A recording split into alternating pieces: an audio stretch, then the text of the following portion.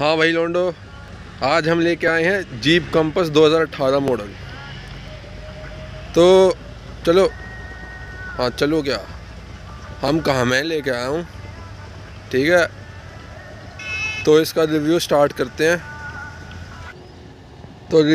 करते हैं। सीधा इसके इंजन से। तो ये है मल्टी जेट 16 वेल्व, जो कि 2 लीटर का सिंगल टर्बो इंजन है, जो कि फिएट के द्वारा मैन्युफैक्चर किया जाता है। फिएट क्राइसलर ऑटोमोबाइल के द्वारा, जो कि जीप को ओन करते हैं। हाँ, जीप को, डॉज को, क्राइसलर को, फरारी को, तो ये उनके द्वारा मैन्युफैक्चर किया गया इंजन है। ये इनलाइन 4 सिलेंडर इंजन है, जो कि 170 ब्रेक हॉर्स पावर और तकरीबन 250 के आसपास या 250 से कम का ही टॉर्क देता है। हाँ, 250 से कम का टॉर्क देता है ये। और आप जो ये इंजन देख रहे हैं, और जो टाटा सफारी है और जो टाटा हैरियर है, उनमें भी आपको ये सेम ही इंजन मिलता है। उनमें भी 2 लीटर मल्टीजेट का जो इंजन है वो दिया गया है। और जो टॉप मॉडल की बात कर रहा हूँ मैं, और जो टॉप मॉडल से थोड़े नीचे जो वेरिएंट आते हैं, उनमें आपको शायद 1.5 लीटर मिलेगा। वहाँ भी पावर उनकी थोड़ी ट्यून की गई है। उनकी पावर जीप कंपास के मुकाबले में थोड़ी सी कम है। उनको थोड़ा डी ट्यून कर दिया गया है टाटा के द्वारा, जो कि जीप कंपास इतनी पावर नहीं देते हुए। और अगर मैं इस इंजन का थ्रोटल रिस्पॉन्स के बारे में बात करूँ, तो जो पावर की जो डिलीवरी आती है वो काफ़ी स्मूथ है, और टर्बो लैग आपको नहीं देखने को मिलता। हालांकि जो टर्बो की जो पावर होती है वो आपको 2000 आरपीएम पर जाने के बाद ही मिलती है, जैसा कि मैंने आपको इंटीरियर की वीडियो दिखाते दौरान बताऊंगा मैं। तो लोंडो, इंजन की बात तो हो गई अब ख़त्म। अब करते हैं फ्रंट लुक की बात। फ्रंट में जो डिज़ाइन है वो काफ़ी ही बढ़िया लगता है मेरे ख्याल से। तो हाँ, सभी को तकरीबन पसंद ही आता है इसका डिज़ाइन। इसमें फ्रंट लुक में देखें तो ये बाइजेनॉन हेडलैम्प दिए गए हैं नीचे, डे टाइम रनिंग एलईडीज़ के साथ, और नीचे फॉग लैम्प दिए गए हैं, और उनके ऊपर भी डीआरएल्स दी गई हैं। और ये 7 स्लॉट ग्रिल है जीप की, और इस साइड भी सेम ही होगा ऑब्वियसली। साइड प्रोफाइल में 16 इंच के टायर, नहीं 16 नहीं, सॉरी, कहाँ लिखा है, कहाँ गया, हाँ 17 इंच के टायर दिए गए हैं। हाँ, आगे और पीछे 17 इंच के टायर दिए गए हैं। वहाँ पे कंपास की बैजिंग, और 4 डोर 5 डोर तो है ही। पीछे लिमिटेड मॉडल है, ये डीजल वेरिएंट है, जो कि अभी 3-3.5 साल हो गए हैं गाड़ी को। और पीछे भी आप ये देखेंगे, ये रेड डीआरएल्स हैं, और ये यहाँ पे नॉर्मल हेलोजन है। ये ऊपर एलईडी में, एलईडी नहीं है, ऊपर हेलोजन बल्ब मिलता है टर्न सिग्नल्स में। और नीचे 2 रिफ्लेक्टर्स दिए गए हैं, एक इस साइड एक इस साइड। और मेरे ख्याल से यहाँ पे इसका टो हुक होगा इसके अंदर, और एग्जॉस्ट आपको नीचे दिख ही जाएगा, वो रहा। और इसमें 255 mm की विड्थ के टायर मिल जाते हैं, और जो कि साइड वॉल की जो विड्थ है वो है तकरीबन 60 mm, और एलॉय है 17, और फायरस्टोन के टायर ये कंपनी से ही आते हैं। और यहाँ पे आपको ये डीजल के लिए फ्यूल कैप, अब तो खैर फ्यूल कैप नहीं आती, सीधा आप नोज़ल डालो इसमें से। और यहाँ पर ORVM में भी टर्न सिग्नल्स मिलते हैं। ये यहाँ पे लॉक के लिए बटन दिया गया है, इसको दबाते ही, जैसे ही आप गाड़ी से दूर जाएंगे, इसको दबाते ही गाड़ी लॉक हो जाएगी। ठीक है, तो मैंने आपको पहले बताया था कि इसमें फायरस्टोन के टायर आते हैं कंपनी से ही डले हुए, लेकिन अब जो लेटेस्ट मॉडल आ रहे हैं उनमें शायद फायरस्टोन के टायर नहीं है। वो अब जो नई मॉडल आ रहे हैं उनमें वो ब्रिजस्टोन के टायर दे रहे हैं। और इनमें आगे और पीछे चारों टायर में आपको डिस्क ब्रेक मिल जाते हैं, जो कि हाँ, इतना पैसा देने के बाद तो हाँ नॉर्मल तो है ही। तो अब चलते हैं सीधा गाड़ी के अंदर। अब अंदर से आपको बताते हैं। आपको कह रहा हूँ मैं तो लौंडे बोलूँगा सीधा।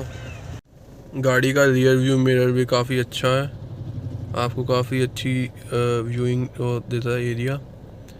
पीछे तकरीबन सब कुछ ही दिख ही जाता है आपको। और अगर मैं गाड़ी में ट्रांसमिशन की बात करूँ, तो जो ये मैनुअल गियर बॉक्स है ये काफ़ी बढ़िया है। इसमें शिफ्टिंग काफ़ी स्मूथ होती है, कोई आपको शिफ्टिंग के टाइम जर्क फील नहीं होता या फिर कोई लैग नहीं आती। काफ़ी बढ़िया ट्रांसमिशन दिया गया गाड़ी के अंदर, बहुत स्मूथ है। ये 6 स्पीड मैनुअल ट्रांसमिशन है और इसमें रिवर्स आपको ये ऊपर की तरफ उठा के और ये जैसे फर्स्ट गियर लगता है तो वैसे लगाना होता है इसमें रिवर्स। और फिर ट्रांसमिशन के नीचे आप देखेंगे कि ये इलेक्ट्रॉनिक पार्किंग ब्रेक है। इसी के साथ में आपको ट्रैक्शन कंट्रोल का बटन मिल जाता है अगर आपको ट्रैक्शन कंट्रोल ऑफ करना है, जो कि इंडियन रोड कंडीशंस के हिसाब से ठीक है और वेट सरफेस पे भी काफ़ी मदद करता है। ट्रैक्शन कंट्रोल भी गाड़ी का काफ़ी बढ़िया है। और आपको बस चाबी पॉकेट में कैरी करने की ज़रूरत है। जैसे ही आप गाड़ी के पास आएंगे आपको चाबी से अनलॉक नहीं करना है, आप सीधा ये हैंडल पर हाथ रखिए और देखिए आप जैसे मैं हाथ रखूँगा टर्न सिग्नल्स ऑन हो जाते हैं, तो यानी गाड़ी अनलॉक हो चुकी है। अब आप सीधा बैठिए अंदर और अब हम अंदर से दिखाते हैं। सॉरी, हम नहीं, मैं दिखाऊंगा। और अगर मैं बैक सीट्स पर बैठने की बात करूँ, कंफर्ट की बात करूँ, तो आप देख रहे हैं लेग स्पेस, नी रूम काफ़ी बढ़िया है और अंदर पैर के मूवमेंट के लिए भी काफ़ी स्पेस दे रखा है। और जो ये फ्रंट सीट है ये मैंने अपनी हाइट के हिसाब से एडजस्ट कर रखी है। मेरी हाइट 6 फीट 1 है, तो 6 फीट 1 के हिसाब से तो काफ़ी बढ़िया स्पेस है गाड़ी में। और यहाँ पे आपको ये 2 AC वेंट्स मिल जाती हैं। नीचे आपको एक USB सॉकेट मिल जाता है चार्जिंग वगैरह करने के लिए। और ये मैट्स आप एक्सेसरीज़ में देख रहे हैं, हमने आफ्टर मार्केट लगवा रखी हैं। अगर आप देखें तो जो हेडरूम है वो तकरीबन 1-1.5 इंच के खाली है ऊपर। और वैसे अगर गाड़ी हाई स्पीड में थोड़ा बम्प आ जाए कोई भी तो मेरा सर ऊपर लग सकता है। वैसे तो ठीक है इतना हेडरूम, लेकिन ज़्यादा कंफर्टेबल नहीं है। तो सेंटर सीट में आपका जो बैक सपोर्ट मिलता है, जो आपका लंबर सपोर्ट है, वो काफ़ी ही बेकार ही कहूँगा मैं। जो आपकी जो बैक है वो बिल्कुल यूँ पीछे की तरफ बेंड हो रखी है और जो आपकी चेस्ट है, जो आपका स्टमक है, वो यूँ ऐसा लग रहा है कि स्ट्रेच हो रखा है पूरा। और जो ये नीचे आप ट्रांसमिशन टनल देख रहे हैं ये भी काफ़ी ऊंची है। अगर कोई यहाँ पे साइड में 2 बंदे और बैठे हों तो पैर इसके ऊपर, आपके नीज जो हैं यहाँ पे इसकी शोल्डर के करीब ही आ गए हैं। तो ये भी सेंटर सीट तो इसमें बिल्कुल भी किसी एडल्ट के लिए तो बिल्कुल ही बेकार है। और अंदर का स्टार्ट करने से पहले एक चीज़ मैं जो एक्सटीरियर के बारे में बताना भूल गया, वो है कि जो ये आप ORVM देख रहे हैं, ये ORVM में आप देखेंगे ये यहाँ पे आपको ये लाइन दिखाई देगी, ये सीधी लाइन जा रही है। इस लाइन के यहाँ अंदर की साइड में जैसे ही आप देखेंगे तो आपको एक नॉर्मल व्यू मिलता है, मतलब कि जो पीछे जैसे जो गाड़ियाँ आ रही हैं वो तो आपको क्लोजअप में दिखेंगी ही, लेकिन जब आप इस लाइन, ये जो लाइन है ये वाली, इसके आप उस साइड में देखेंगे जो इतना सा पोर्शन दिखता है, इतने पोर्शन में आपको दिखेगा, इतने पोर्शन में आपको थोड़ा और क्लोजअप करके दिखाया जाएगा थोड़ा अंदर की तरफ। तो अब करते हैं अंदर की बात। अंदर जैसे ही आप सामने देखेंगे ये आपको लेदर रैप स्टीयरिंग व्हील मिलेगा, जिसमें कि आपको कॉन्ट्रास्ट रेड स्टिचिंग दिखाई देगी। ये उस टाइम पे जब हमने ली तो ये टॉप मॉडल था, तो टॉप मॉडल में उस टाइम पे सभी फीचर आते थे। बस ये जो है ये 4x4 नहीं है, ये 4x2 गाड़ी है। स्टीयरिंग व्हील पे बस आपको ये यहाँ पे ये जो सामने MID देख रहे हैं आप डिस्प्ले, उसके लिए यहाँ पे कंट्रोल्स मिल जाते हैं, ये ऊपर नीचे ये। और ये यहाँ पे आपको कॉल करने के लिए, ये वॉइस असिस्टेंट, ये कॉल एंड करने के लिए। यहाँ सेंटर में जीप की बैजिंग देख रहे हैं आप, हॉर्न तो होता ही है ऑब्वियसली। और यहाँ पे ये ब्लैंक बटन्स हैं, डमी कह लो आप इनको। ये जो इंटरनेशनल जो इसके मॉडल होते हैं, जो बाहर देशों में जो मॉडल आते हैं, उनमें यहाँ पे थोड़े और फीचर्स होते हैं उनके, वहाँ कंडीशंस के, उनके रेगुलेशंस के हिसाब से वहाँ पे उनके यहाँ पे और फीचर्स होते हैं। और एयर बैग्स हैं यहाँ पे स्टीयरिंग में। हाँ, और अगर आप यहाँ पे अगर ये जैसे कि ये मैनुअल गाड़ी है, स्टिक है, और अगर आप ऑटोमेटिक लेते हैं तो हाँ ऑटोमेटिक में यहाँ पे शायद क्रूज़ कंट्रोल के आपको बटन्स मिल जाते हैं उसको कंट्रोल करने के लिए। यहाँ पर आपको हेडलाइट कंट्रोल्स मिलते हैं। आप जैसे कि ये अभी यहाँ पे है, ये वाइट जो एरो है ये यहाँ नॉर्मल सर्कल पे है, यानी कि हेडलाइट ऑफ है। ये अभी सेंटर में आ गई है, तो यानी कि जो DRL से जो LED है बाहर सिर्फ वो ऑन हो गई है। और जैसे कि इस पर करूँगा तो यानी कि अब हेडलाइट्स ऑन है। और ये दोनों फॉग लाइट्स के लिए हैं, और जो नीचे वाली जो DRL होती हैं ये दोनों उनके लिए हैं। अब बंद कर देते हैं इनको। ये जो आप देख रहे हैं ये हेडलाइट की हाइट एडजस्टमेंट के लिए है। जब रात को जो हाई बीम होती है, आप जब हाई बीम ऑन करते तो उसकी जो लेवल होती है कि ऊपर दिखाना है तो आपको, तो आप इसको बढ़ा सकते हैं, नीचे करना है तो नॉर्मल लेवल पर तो ज़ीरो हो जाएगी। और जो ये आप साइड में ये देख रहे हैं ये जो MID है, यहाँ पे जो इंस्ट्रूमेंट क्लस्टर हैं ये सारे गेजेस, और जो ये आपकी स्क्रीन है इसकी ब्राइटनेस को कम और ज़्यादा करती है। आप स्टीयरिंग व्हील को टेलीस्कोपिक एडजस्ट, टिल्ट एडजस्ट ये सब भी कर सकते हैं अपनी हाइट या साइज़ के हिसाब से। और अब हम इंस्ट्रूमेंट क्लस्टर की बात करते हैं तो ये यहाँ पे आपको रेव मीटर मिल जाता है, जिसमें कि 4,500 RPM तक रेड लाइन है। लेकिन और जो टर्बोज होते हैं वो आपके इसमें टर्बोज नहीं, टर्बो सिंगल टर्बो है, वो आपका 2000 RPM के बाद जब आप इसको रेव करते हैं तब वो आपका पावर देना स्टार्ट करता है। और यहाँ पर आपको ये इंजन का टेम्परेचर दिखता है, और ये आपको यहाँ पे ये फ्यूल दिखा रहे हैं, और ये यहाँ पे ये आपकी स्पीड आती है डिजिटल में।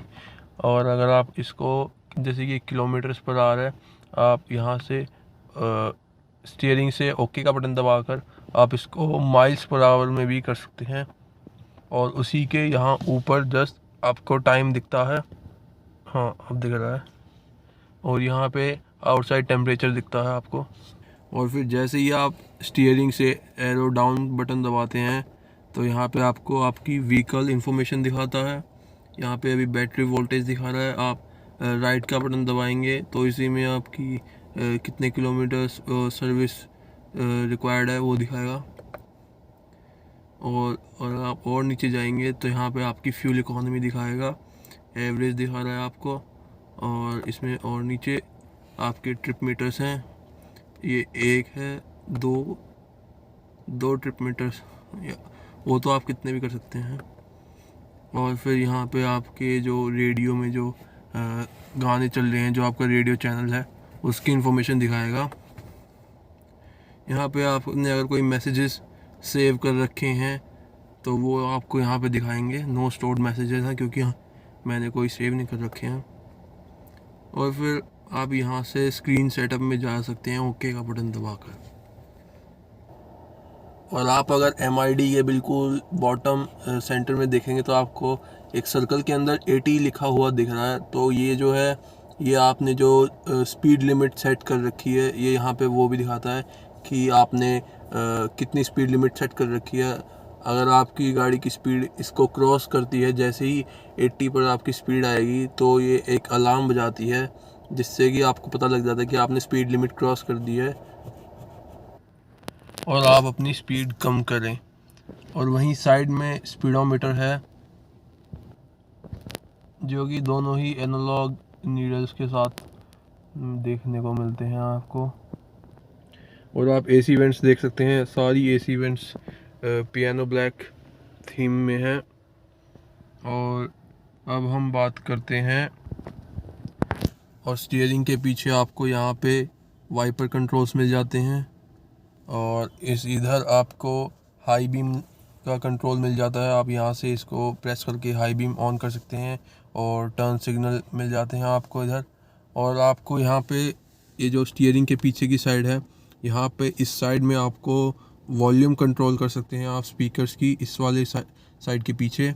और इस वाली साइड के पीछे जो बटन्स हैं वो उनसे आप रेडियो के चैनल्स या फिर ट्रैक को स्किप या फिर पॉज कर सकते हैं और प्रीवियस ट्रैक प्ले कर सकते हैं।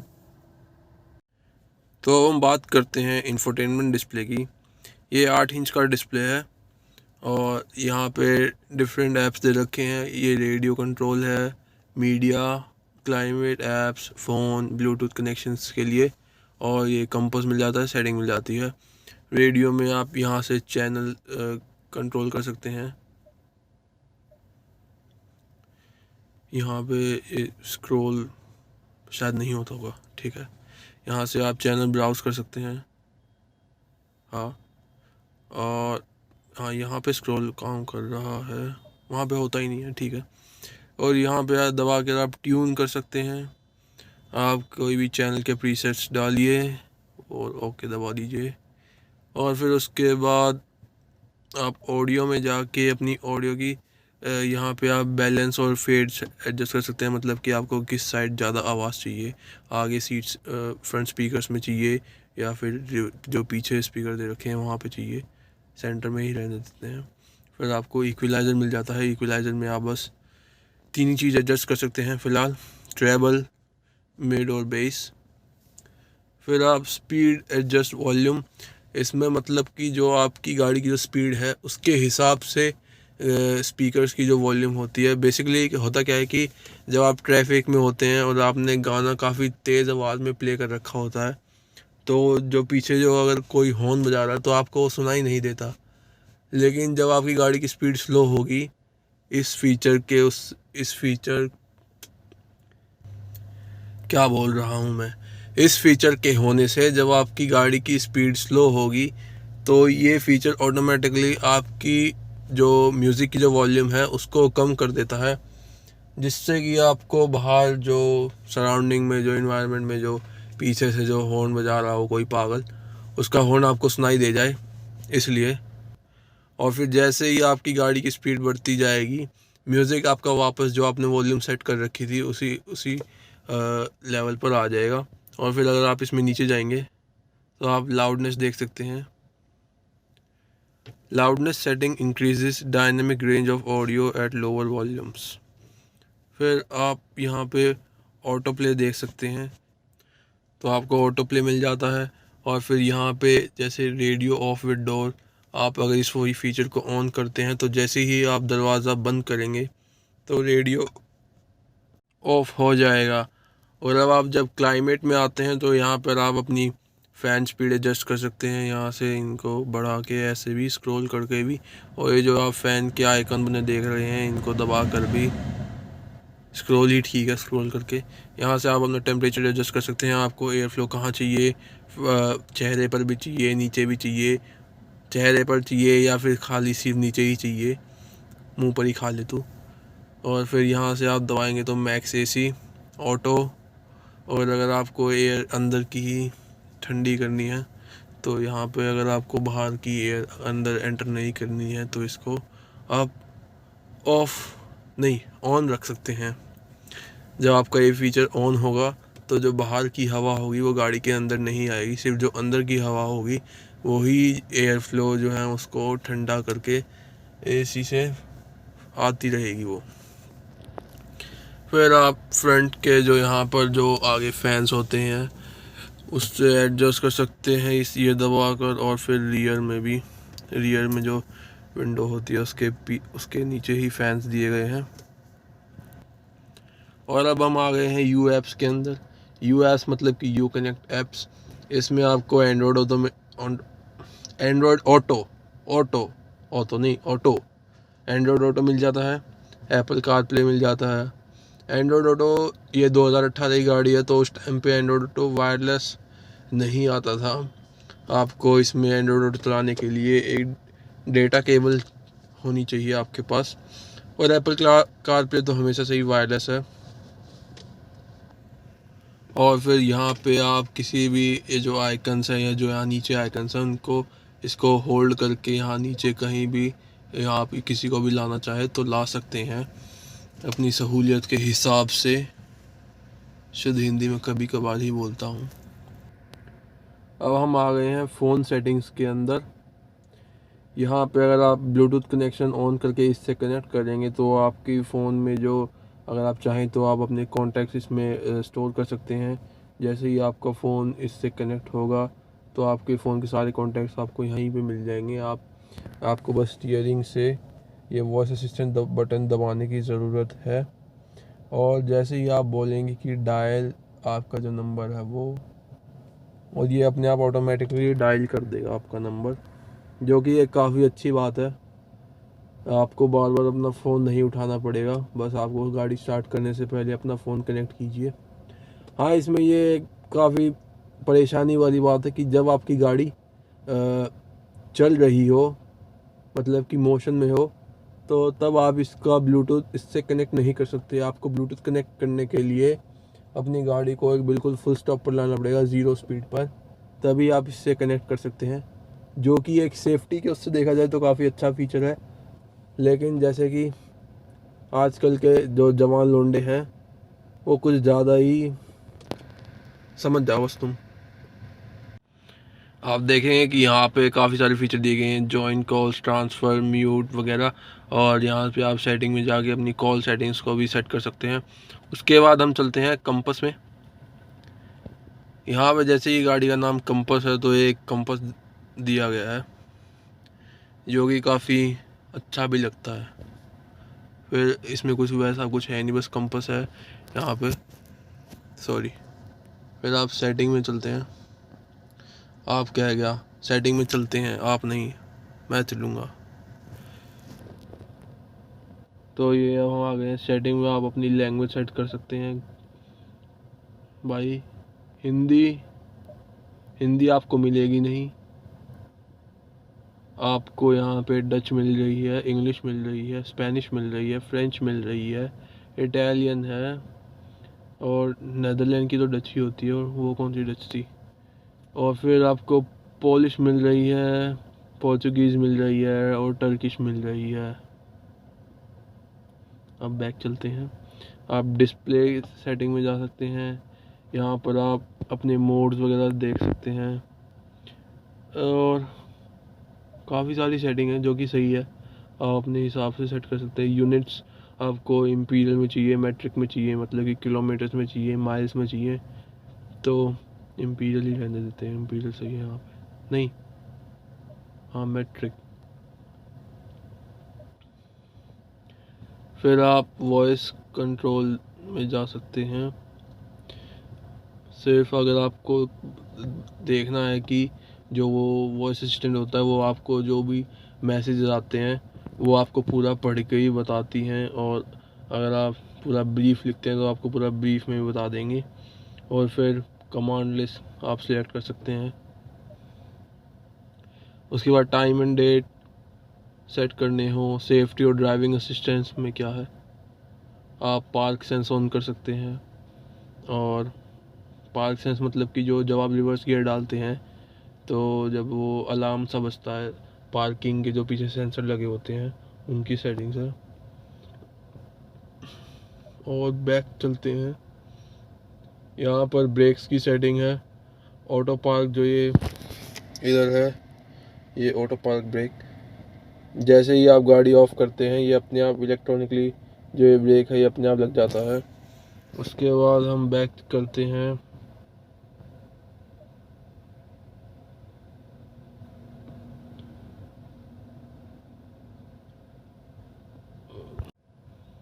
और ब्रेक्स में चलते हैं। ब्रेक्स में ये ऑटो पार्क ब्रेक की सेटिंग है, जैसे कि ये अब जितनी भी नई नई गाड़ियाँ आती हैं उनमें अब हैंड ब्रेक तो आता नहीं, इलेक्ट्रॉनिक पार्किंग ब्रेक आता है। तो जैसे ही आप गाड़ी बंद करोगे तो ये अपने आप पार्किंग ब्रेक लगा देती है, जो कि काफ़ी अच्छी बात है। उसके बाद हम लाइट्स की सेटिंग्स में चलते हैं। यहाँ पे इंटीरियर एम्बिएंट लाइट, आप उसकी जो वो होती है ब्राइटनेस उसको सेट कर सकते हैं। इंटीरियर एम्बिएंट लाइट इसमें जो जैसे कि मर्सिडीज़ BMW जो प्रीमियम गाड़ियाँ हैं उनकी जितनी तो नहीं आती है, लेकिन हाँ फिर भी एक दो जगह पर मिल जाती है, जैसे कि मैं अभी आपको दिखाता हूँ। तो खैर थोड़ी देर में दिखाऊंगा, अभी इतना अंधेरा नहीं हुआ है। तो ये जो आप हेडलाइट ऑफ डिले का फीचर देख रहे हैं ये 30 सेकंड पे सेट कर रखा है। तो जब आप ग्रीटिंग लाइट्स का जो फंक्शन होता है, आप जब इसको ऑन कर दोगे तो जैसे ही आप गाड़ी के पास आके गाड़ी को अनलॉक करते हो तो जो आगे की जो DRLs होती हैं वो अपने आप ऑन हो जाती हैं इसके ऑन करने के बाद, और वो आपके 30 सेकंड्स तक ऑन रहती हैं, और जब आप लॉक करते हो तब भी लॉक करने के बाद वो तकरीबन 10 से 15 सेकंड ऑलमोस्ट वो ऑन रहती हैं। उसके बाद यहाँ से आप डे टाइम रनिंग लाइट्स और कॉर्नरिंग लाइट्स का फीचर भी ऑन या ऑफ कर सकते हो। कॉर्नरिंग लाइट्स में मतलब कि जब जैसे ही आप कॉर्नर करते हो, मतलब कि आप स्टीयरिंग जिस साइड भी टर्न करोगे पूरा, तो उस साइड की जो नीचे कॉर्नरिंग लाइट्स होती है फॉग लाइट्स के ऊपर, तो वो ऑन हो जाती हैं जिस भी साइड आप स्टीयरिंग को टर्न करोगे। और ये है फ्लैश लाइट्स विद लॉक, जैसे ही आप लॉक दबाओगे तो जो टर्न सिग्नल्स होते हैं वो फ्लैश होते हैं।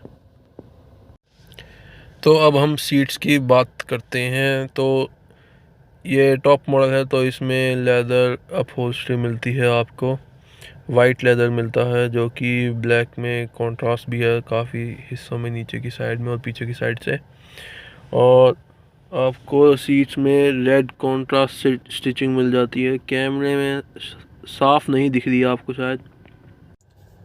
तो सीट्स में आपको लेदर अपहोल्स्ट्री मिलती है, ये टॉप मॉडल है तो इसमें वाइट लेदर मिल जाता है।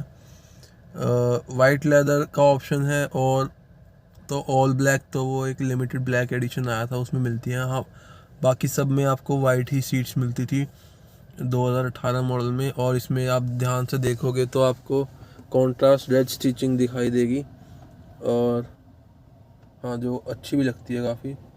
और सीट्स में बोल्स्टर सपोर्ट काफ़ी बढ़िया है।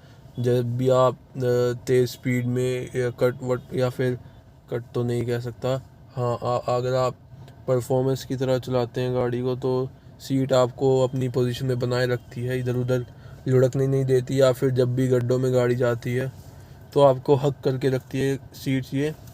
और यह आपका हेड सपोर्ट के लिए है, आपका हेड रेस्ट, और नीचे इसमें थाई सपोर्ट भी काफ़ी बढ़िया है।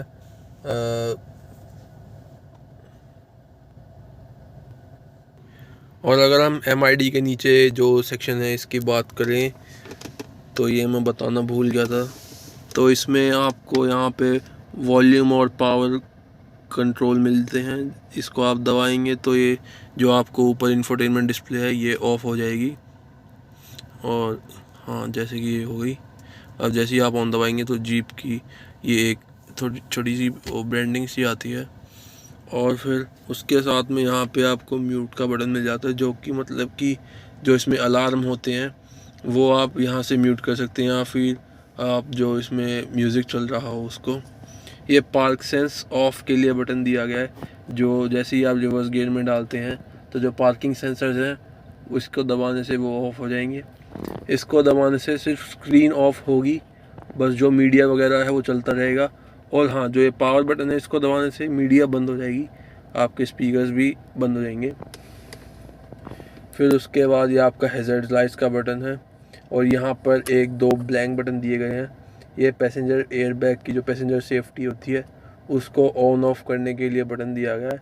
मतलब कि अगर आप बाय चांस ऐसा ना हो कि आपकी गाड़ी एक्सीडेंट में कुछ हो जाए और आपका जो पैसेंजर है वो यहाँ पर, मतलब कि आप सिर्फ अकेले ट्रैवल कर रहे थे, यहाँ फ्रंट सीट पे पैसेंजर वाली पे कोई नहीं बैठा, तो अगर ये ऑन होगा,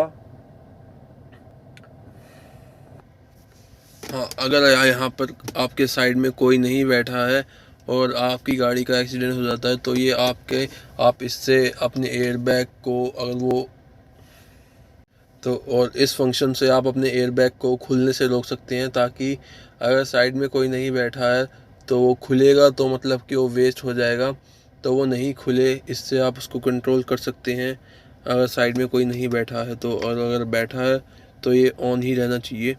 और यहाँ पर ऑफ़, तो ये AC कंट्रोल के लिए क्लाइमेट कंट्रोल का ऑफ बटन है, यहाँ पर आप AC ऑन ऑफ कर सकते हैं।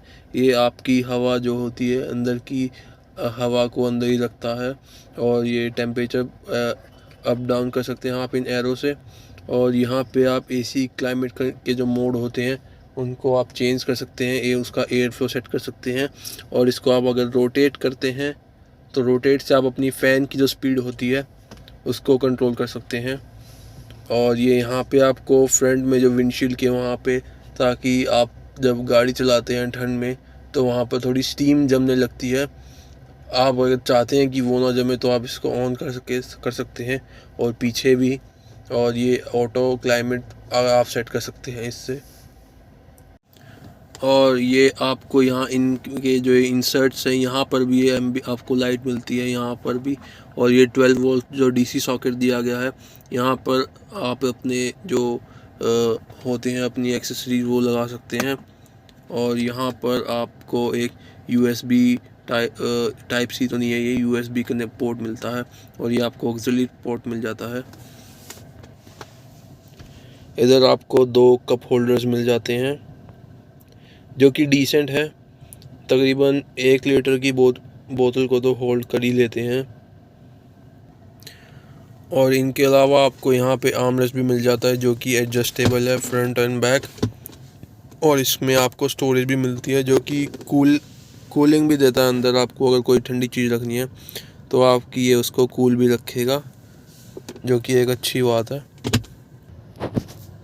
और यहाँ पे आपको स्पीकर दिए गए हैं, और यहाँ पर आप यहाँ पर भी 1 लीटर की बोतल को आराम से स्टोर कर सकते हैं। और इसके इधर भी एक थोड़ी सी काफ़ी सही जगह दी गई है, आप कुछ भी वहाँ पर सामान रख सकते हैं।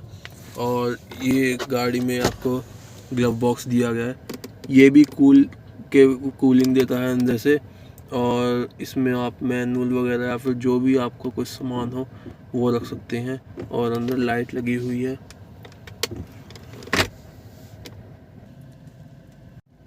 तो अभी अंधेरा हो चुका है बाहर, और ये थी गाड़ी के इंटीरियर की बात। अब मैं गाड़ी की जो बैक सीट्स हैं वो आपको दिखाता हूँ। जो ये फ्रंट सीट है ये मैंने अपनी हाइट के हिसाब से एडजस्ट कर दी है। मेरी हाइट तकरीबन 6 फीट 1 इंच है। अब आपको बैक सीट्स पर ले चलता हूँ। वो आर्म रेस्ट मिल जाता है जिसमें 2 कप होल्डर्स हैं, और यहाँ पर आप अपना मोबाइल खड़ा कर सकते हैं। एक मोबाइल स्टैंड का काम कर सकता है ये। और आपको रीडिंग लाइट्स मिल जाती हैं, ये सिर्फ पीछे ही मिलती हैं आपको। और यहाँ पर आपको शेल्फ मिल जाती है कुछ छोटा मोटा सामान रखने के लिए। हेडरेस्ट काफ़ी पीछे काफ़ी सपोर्टिव हैं, काफ़ी आरामदायक हैं, और बिल्कुल सही आपकी सर के पोजीशन पे ही आते हैं। और सीट बेल्ट्स मिल जाती हैं आपको, जो कि नॉर्मल है वैसे तो। और पीछे भी डिसेंट 1 लीटर की बोतल आप स्टोर कर सकते हैं अपने डोर्स में। और पावर विंडो कंट्रोल्स, तो ये एक जीप कंपास की बूट है जो कि 438 लीटर की स्टोरेज मिल जाती है आपको इसमें, बिना सीट्स रिक्लाइन के। यहाँ पे आपको थोड़ी और स्टोरेज के लिए स्पेस मिल जाती है जो कि इतनी डीप नहीं है, तकरीबन 2-2.5 इंच डीप है ये। और ये जो इस साइड की स्टोरेज है ये काफ़ी डीप है, ये तकरीबन 10 से 12 इंच से भी ज़्यादा की डीप है। और यहाँ पे आपको 6 टेथरिंग पॉइंट्स मिल जाएंगे, एक ये रहा, एक ये, एक वो रहा, और एक वो रहा, और 2 वहाँ पर है। और अब हम इसका ये लिड उठाते हैं। लिड में आपको स्पेयर व्हील मिल जाता है, टूल किट मिल जाती है। इसमें आपको जैक नहीं मिलता है, हाँ जैक नहीं मिलता है, जैक आपको अपना लेना होगा। और ये जो स्पेयर व्हील है ये भी जो नॉर्मल व्हील डले हुए हैं बाहर 17 इंच के, तो ये उनसे छोटा, ये 16 इंच का व्हील है। और इसकी विड्थ भी उनसे छोटी है, वो बाहर 255 mm सेक्शन के टायर हैं, ये 215 mm का है। हाँ, और बस ये था इसकी लिड के नीचे, बंद हो गई।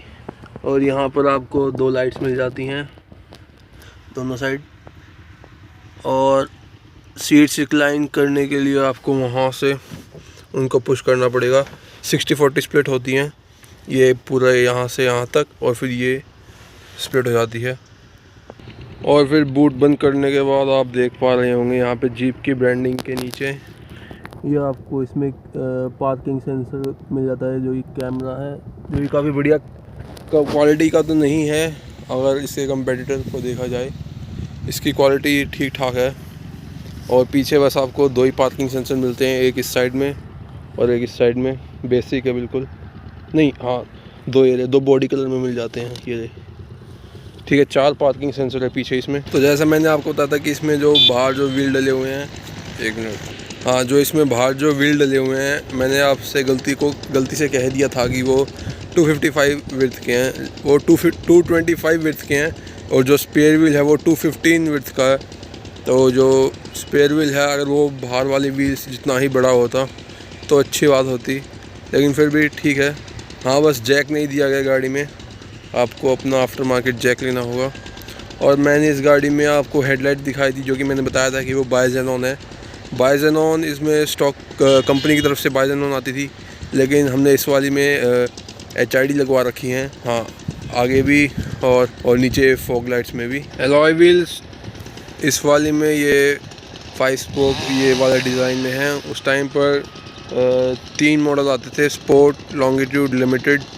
तो जो स्पोर्ट में थे उसमें ब्लैक वो स्टील व्हील्स ही थे, लेकिन वो एलॉय व्हील जैसे ही लगते थे, उसमें ब्लैक कलर के मिलते थे। और जो लॉन्गिट्यूड मॉडल था उसमें आपको 5 स्पोक व्हील्स मिलते थे। हाँ, वो एलॉय थे और वो काफ़ी अच्छे भी लगते थे। और ये जो लिमिटेड मॉडल था इसमें ये ऐसे एलॉय आते थे, ये भी काफ़ी बढ़िया हैं, लेकिन मेरे को लॉन्गिट्यूड में जो व्हील्स आते थे वो ज़्यादा अच्छे लगते हैं। तो ये आप इंटीरियर अच्छे से देख सकते हैं। ये होगी यहाँ की front seat, front passenger area. वहाँ पर आपको नेट भी दिया गया, आपको कुछ छोटा मोटा सामान रखना हो उसमें आप डाल सकते हैं। फ्रंट सीट्स में आपको हाइट एडजस्टमेंट मिल जाती है। हाइट एडजस्टमेंट यहाँ इस वाली सीट में नहीं है, वो बस ड्राइवर सीट में है। यहाँ पे बस आपको डिक्लाइनिंग का ऑप्शन मिलता है और आप इसको आगे पीछे एडजस्ट कर सकते हैं। और फिर रियर सीट्स में रिक्लाइनिंग का कोई ऑप्शन नहीं है, बस आप इसको अगर पीछे आपको स्टोरेज बढ़ानी है तो आप इनको नीचे पुश कर सकते हैं। और पीछे तो बस यही है। हाँ, बस 4 बंदों के लिए है ये गाड़ी, अगर आप लॉन्गर जर्नी के लिए सोच रहे हैं गाड़ी को लेने में। और अगर आप 5 बंदों को लॉन्गर जर्नी के लिए लेके जाएंगे तो पीछे 3 बंदे थोड़े परेशान हो जाएंगे, थोड़े नहीं हो ही जाएंगे परेशान। तो गाड़ी का रिव्यू हम कर चुके हैं, अब बात करते हैं गाड़ी के कंक्लूजन के बारे में। तो मैं बताऊँ कि गाड़ी में क्या क्या बेटर हो सकता था और क्या क्या चीज़ें सही हैं। तो पहले देखते हैं कि जो चीज़ें बेटर हो सकती थी इस प्राइस पॉइंट पे। तो जैसे कि आप ये व्हील्स देख रहे हैं, ये 17 इंच के हैं। अभी जो नया मॉडल आ रहा है उसमें आपको 18 इंच के मिल जाते हैं। तो अगर इसमें भी कंपनी 18 इंच के प्रोवाइड करती तो काफ़ी अच्छी बात होती। और आगे हेडलाइट में अगर कंपनी स्टार्टिंग से ही HID या फिर LED देती, LED तो वैसे ये बस नीचे आपको एक थोड़ा सा DRL दे रखी हैं, लेकिन अगर हेडलाइट में भी LED या HID होती तो काफ़ी बढ़िया होता। और अब अगर हम बम्पर की बात करें तो बम्पर में जो ये नीचे क्लैडिंग आप देख रहे हैं, ये जब आप ऑफ रोडिंग पर जाते हैं जीप को लेके, जो ये पहले वाले मॉडल हैं 2018, 17 और 19 वाले, उनमें ये काफ़ी टच होती थी इस क्लैडिंग की वजह से, क्योंकि ये काफ़ी नीची है। आप देख सकते हैं, आप जब भी ऑफ रोडिंग पर जाते हैं तो ये काफ़ी टच होने के चांसेस इसके बहुत ज़्यादा होते थे। हालांकि अब जो नए मॉडल आ रहे हैं उनमें ये दिक्कत कंपनी ने हटा दी है, उनमें काफ़ी जो अप्रोच एंगल है उसको काफ़ी सुधार कर दी गई है उसके अंदर। और गाड़ी में सेफ्टी के हिसाब से देखा जाए तो ABS तो मिलता ही है आपको, और जो स्टेबिलिटी कंट्रोल है वो मिल जाता है। और वैसे काफ़ी फीचर्स हैं। और जो इसमें ग्लोबल NCAP की जो रेटिंग है वो भी 4 स्टार से ऊपर ही है, 4.5 स्टार मेरे ख्याल से। हाँ, और अब हम बात करते हैं गाड़ी की जो हाईवे पे क्रूजिंग के दौरान जो परफॉर्मेंस रहती है। गाड़ी की जो हैंडलिंग है वो काफ़ी बढ़िया है। ऐसी हैंडलिंग आपको फॉर्च्यूनर में भी नहीं मिलेगी, जो कि इससे कभी तकरीबन 10 से 15 लाख रुपए और ज़्यादा महंगी है। फॉर्च्यूनर में आपको ऐसी हैंडलिंग नहीं मिलेगी। और गाड़ी में पावर तो फॉर्च्यूनर के बराबर ही है। और जो गाड़ी की जो स्टेबिलिटी बनी रहती है हाईवे के दौरान काफ़ी स्मूथ है, आपको बम्प्स भी इतने फील नहीं होते। सस्पेंशन गाड़ी का काफ़ी बढ़िया है। और हाईवे पे अगर आप इसको 150-180 भी भगाते हैं तो भी काफ़ी स्मूथ चलती है गाड़ी। और हाई स्पीड पर हैंडलिंग में जो स्टीयरिंग व्हील होता है उसमें थोड़ा वेट डाल देता है कंप्यूटर, जिससे कि हाई स्पीड में आप जैसे ही थोड़ा इधर उधर करते हैं गाड़ी को तो वो काफ़ी और इस गाड़ी में आपको सनरूफ नहीं मिलती है, जो कि इसके प्राइस को देखा जाए तो काफ़ी ये बात है कि देना चाहिए था कंपनी को। इसकी एक शोरूम प्राइस उस टाइम पर तकरीबन 19 लाख थी, और 19 लाख अगर आप एक शोरूम प्राइस गाड़ी को दे रहे हैं तो उसमें सनरूफ होनी चाहिए थी, जो कि कंपेटिटर्स में उस टाइम पर थी। और अगर मैं कंपेटिटर्स की बात करूं तो उस टाइम पर जैसे कंपेटिटर थे, जैसे कि क्रेटा हो गया और एक दो गाड़ियाँ और, किया सेल्टोस हो गई, जैसे कि किया सेल्टोस तो इसके बाद आई है। हाँ, लेकिन जैसे कि ये गाड़ी जो है 4x4 का ऑप्शन आपको प्रोवाइड करवा रही थी। अगर आप इसमें लेना चाहें तो आपको 4x4 मिल रहा था। लेकिन उन गाड़ियों में अगर आप आज भी देखेंगे, ये वीडियो मैं 2021 के एंड में बना रहा हूँ, तो अगर आप आज भी देखेंगे तो आपको ना ही क्रेटा में 4x4 का ऑप्शन मिलता है, 4x4 आप छोड़िए, उनमें ऑल व्हील ड्राइव का ऑप्शन भी नहीं मिलता है। तो इसलिए ये गाड़ी उनसे काफ़ी बढ़िया है। प्राइस उनका इसके क्लोज ही आ जाता है, इसलिए उनमें भी ये ऑप्शन देना चाहिए था। तो अगर मैं टोटल इसकी वैल्यू बात करूं, वर्थ है या नहीं है, तो गाड़ी की जो अगर मैं इसकी सेफ्टी के बारे में बात करूं, इसके इंजन के बारे में बात करूं, तो जो गाड़ी की जो मजबूती है वो काफ़ी बहुत बढ़िया है। प्राइस को देखते हुए अंदर आपको प्रीमियम क्वालिटी मिलती है इंटीरियर में। और मैंने टोयोटा फॉर्च्यूनर भी देखी है, वो भी इतनी प्रीमियम फील नहीं करवाती है अंदर से। वहाँ पे डैशबोर्ड पे आपको काफ़ी जगह प्लास्टिक ही प्लास्टिक दिखता है। डैशबोर्ड के ऊपर आपको सॉफ्ट टच मटेरियल भी नहीं मिलता है इतना। और हाँ, उसमें काफ़ी इतनी अच्छी फील नहीं आती है उसके इंटीरियर में, जो कि वो इससे 10 से 15 लाख रुपए महंगी है। तो ये मेरा मानना है। बाकी मैंने उसको भी चला रखा है हाई स्पीड पर, तो हाई स्पीड में जितनी ये स्टेबल रहती है उतनी स्टेबल वो नहीं रहती, क्योंकि एक तो ये बात भी है कि ये छोटी गाड़ी है उससे साइज़ में, और जो फॉर्च्यूनर वो इससे बड़ी गाड़ी है, उसमें बॉडी रोल काफ़ी ज़्यादा आता है हाई स्पीड पर आप जब चलते हैं। इसमें उसके तकरीबन ना के लगभग ही आता है। और तो बस यही था इसके कंक्लूजन्स वगैरह, और अब मैं इस वीडियो को एंड कर रहा हूँ। तो थैंक यू दोस्तों। तो बस यही था इस गाड़ी का कंक्लूजन मेरे साइड से। अब मैं इस वीडियो को एंड कर रहा हूँ। और अगर आपको ये वीडियो अच्छी लगी हो, अगर आपको इस वीडियो से कोई नॉलेज मिली हो, कुछ नया इन्फॉर्मेशन या फिर कुछ नई नॉलेज आपको सीखने को मिली हो, वैसे तो सीखने को तो नहीं मिली होगी, हाँ, लेकिन कुछ इन्फॉर्मेशन मिली हो आपको किसी चीज़ के बारे में नहीं, तो आप ज़रूर इसको लाइक कीजिएगा। शेयर, अगर आपको लगता है कि शेयर के लायक ये वीडियो है तो आप शेयर कीजिएगा। और अगर मेरी वीडियो की क्वालिटी आपको अच्छी लगी, जैसे मैंने इसको एक्सप्लेन किया वो आपको अच्छा लगा, इसके फीचर्स जो मैंने बताया अगर आपको वो सही लगता है, बढ़िया लगता है, तो आप चैनल को सब्सक्राइब कीजिएगा। और आखिर में मैं यही कहूँगा, बाय बाय लौंडो।